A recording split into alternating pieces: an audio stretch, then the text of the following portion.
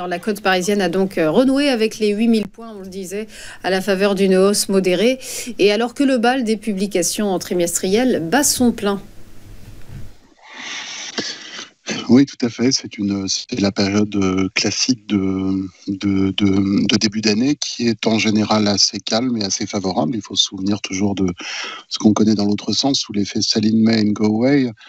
Donc dans l'autre sens, ça signifie que de novembre à avril, la direction des marchés est en général assez bonne et la volatilité est plutôt basse. C'est ce qui se passe en ce moment. Là, je vous ai proposé un graphique en données quotidiennes sur le CAC 40. On voit le dernier sommet majeur qui est au mois de mai l'an dernier, le fameux Sell in May and Go Away justement. Et le dernier creux majeur, c'est celui de novembre qui correspond à peu près sur l'ensemble des marchés occidentaux à la réalité de l'élection de Donald Trump. Même si c'était quelque chose d'escompté, en tout cas la réalité a permis aux marchés occidentaux de prendre une direction. Et puis vous voyez sur la partie gauche en rose une inscription de gap, c'est une rupture de cotation, donc une absence de cotation entre deux zones de prix qui s'était produite au moment de la dissolution. Et on voit que les cours sont revenus grosso modo dans cette zone. Ce qui signifie assez logiquement, bien que tout le monde le sache, ce qui signifie en traduction graphique que cet événement est désormais totalement intégré. Ce qui est plus intéressant dans ce graphique, à mon avis, c'est le dépassement qu'on a pu avoir au mois de janvier de la zone des 7800 points. C'est une zone qui est à peu près au milieu des données représentées ici sur une petite année. Et c'est la traduction de cette petite dynamique haussière qui est en place et qui pourrait permettre de rejoindre grosso modo la zone des 8200 points du mois de mai. Alors est-ce qu'il y a des vents contraires en quelque sorte à tout ça? Ils sont pas apparents, ils sont pas très clairs, on les voit sur aucun marché aujourd'hui. Maintenant, un vent contraire, donc un signal de correction, ça peut se former évidemment en une journée, mais même en 2-3 jours, on peut avoir déjà quelque chose, donc il faudra rester un petit peu attentif. Je pense notamment, vous voyez les 7800 points dont j'ai parlé, cette ligne verte qui traverse le milieu du graphique, si elle était rompue en baisse, évidemment, tout ce que je viens de dire serait remis en cause. Alors on peut aussi chercher du côté des indicateurs, savoir si la tendance s'essoufflerait. Je vous ai proposé ici le RSI sur 14 jours, qui est un indicateur normalement oscillatoire, pas un indicateur de tendance. Enfin, comme la tendance n'est pas non plus très forte à Paris, sur le CAC, pourquoi pas. Et il y a une légère divergence qui s'est mise en place, c'est-à-dire que l'indicateur a tendance à reculer depuis 2 semaines, alors que les cours de l'indice progressent. Dans la plupart des cas, c'est l'indicateur qui a raison. Ceci étant, il y a une telle inertie haussière sur l'ensemble des marchés, dans ces zones très hautes, puisque les marchés américains sont à proximité de leur sommet historique, des marchés comme le Stock 600, comme le DAX 30, DAX 40, sont sur des sommets historiques. Donc, on a en Occident une forme un peu de lévitation haussière qui peut se prolonger encore quelques semaines. Donc, en fait, si je dois être un peu synthétique, rien n'interdit la poursuite de la hausse. Et c'est une hausse qui sera forcément plutôt lente, qui n'est pas fragile en soi, mais sur laquelle il faut rester un petit peu attentif. Alors, après, si on prend un petit peu de recul, je vous proposais un deuxième graphique. Cette fois-ci est un graphique en données hebdomadaires sur le CAC 40. Donc sur ces données hebdomadaires, là, on remonte un petit peu en arrière. On a notamment à gauche le point bas du Covid. On voit qu'on a un sommet très important en janvier 2022 et un creux très important en octobre. Pourquoi c'est important? C'est que le creux d'octobre, dans ma lecture, appartient au cycle de 3 ans et demi, 4 ans qu'on retrouve tant en économie qu'en bourse. Et c'est un cycle qui se mesure de creux en creux et qui doit nous emmener quelque part autour de entre mi et fin 2026.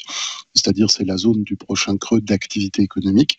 Ça semble se profiler tout doucement aux USA, même si c'est pas encore très observable. Et ça veut dire que comme les marchés d'actions ont un temps d'avance, ça veut dire, et c'est un peu le message que je donne depuis à peu près justement la fin de 2022, c'est que la formation du sommet doit sur les marchés d'actions doit se produire quelque part en 2025 pour se situer environ une année et demie avant la formation d'un creux.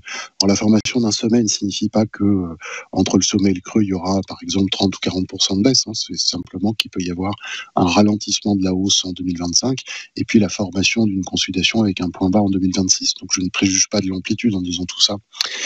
Et ce qui est intéressant ici de voir, c'est que le marché, en fait, à l'intérieur de cette séquence haussière qui commence en octobre 2022, et on le voit sur les données ici hebdomadaires, il évolue autour de cette moyenne. Alors, il y a une erreur sur le graphique, c'est pas la moyenne à 1 an, c'est une moyenne à 4 ans que vous voyez traverser. La moyenne en marron, c'est une moyenne à 4 ans. Il évolue assez tranquillement au-dessus de cette moyenne mobile à 4 ans. Il vient de rebondir dessus. Donc, ça, c'est vraiment la direction qu'il a depuis octobre et qui est encore celle qui prévaut aujourd'hui. Maintenant, si vous regardez le taux de variation sur 1 an, c'est-à-dire la capacité de progression de cet indice, on s'aperçoit depuis octobre, il oscille entre plus 10 et moins 10 et que nous approchons de la zone des plus 10. Donc, ça veut dire quoi? Ça rejoint ce que je disais tout à l'heure. Nous sommes dans une dynamique haussière qui est de très faible qualité à Paris par rapport aux autres marchés occidentaux, mais nous sommes dans une dynamique haussière, mais qui arrive un petit peu, on prend souvent l'image de l'oxygène qui manque sur les sommets quand on fait l'escalade de montagnes très hautes, on arrive dans une zone où on a un peu moins d'oxygène.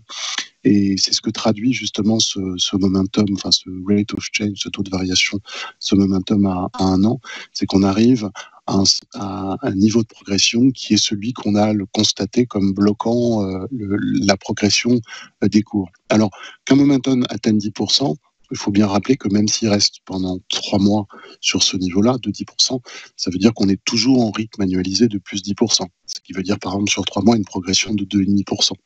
Donc, le fait qu'un momentum atteigne la zone qu'il n'a pas dépassée auparavant ne signifie pas une chute, signifie un ralentissement de la hausse, par exemple.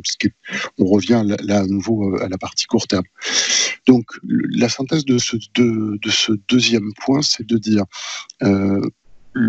pour le premier point, on est dans une dynamique haussière qui n'a aucune raison d'être mise en cause, mais sur laquelle il faut être un petit peu attentif. Et le deuxième, c'est de dire que cette dynamique haussière, de toute façon, elle n'a pas beaucoup de potentiel. Et si on se situait dans une logique d'investissement de moyen terme, on n'est pas sur un prix d'entrée. On sera sur un prix d'entrée, vous le voyez avec le momentum 12 mois, seulement si on revient sur une moyenne de moins 10% sur un an glissant. Évidemment, on est loin de pouvoir retrouver cette situation dans les semaines qui viennent, dans la configuration actuelle. Mais voilà, donc nous ne sommes pas clairement sur des zones d'investissement de moyen terme, nous n'y sommes plus. Et d'un point de vue cyclique, comme je le disais tout à l'heure, nous n'y serons probablement pas cette année.